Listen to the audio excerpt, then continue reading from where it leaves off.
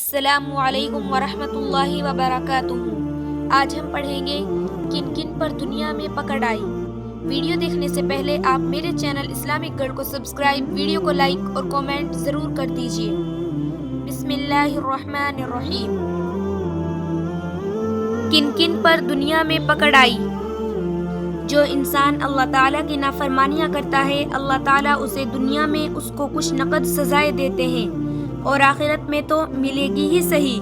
اس کو کہتے ہیں عدلہ کا بدلہ۔ یہ کیسے ہو سکتا ہے کہ ایک آدمی کیکر کا درخت بوئے اور اس کے اوپر پھل لگنے لگ جائے؟ جو کیکر بوئے گا اسے کانٹے ملیں گے، جو گناہ کرے گا اسے سزا ملے گی۔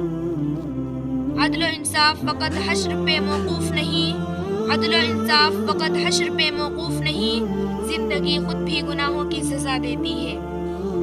اس دنیا میں بھی انسان کو گناہ کی سزا مل کر رہتی ہے۔ چنانچہ کتنے لوگ تھے، کتنی قومیں تھیں جنہوں نے منمانی کی اور پھر ان پر اللہ تعالیٰ کا عذاب آیا۔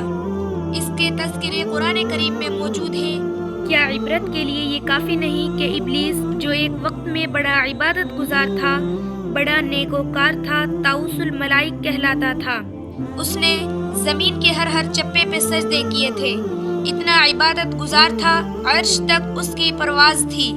اس نے اللہ تعالیٰ کی نافرمانی کی، ابا واستکبر کان من الکافرین، اس نے سجدے سے انکار کیا، کافروں میں سے ہوا۔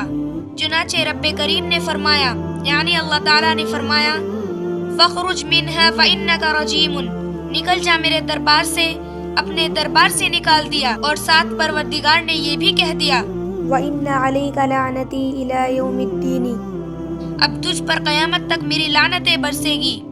کہاں رحمتوں کا مستحق تھا، کہاں لعنتوں کا مستحق ہو گیا۔ جب عبادت گزار تھا تو رحمتیں برستی تھی، اور جب گنہگار بنا تو لعنتوں کا مستحق بن گیا۔ کتنا برا انجام ہے۔ آج کے لیے اتنا ہی کافی ہے۔ انشاءاللہ جلدی نیو ویڈیو بھی اپلوڈ ہوگی۔ تب تک کے لیے آپ میرے چینل اسلامک گرل کو سبسکرائب، ویڈیو کو لائک اور کمنٹ ضرور کر دیجیے۔ السلام علیکم۔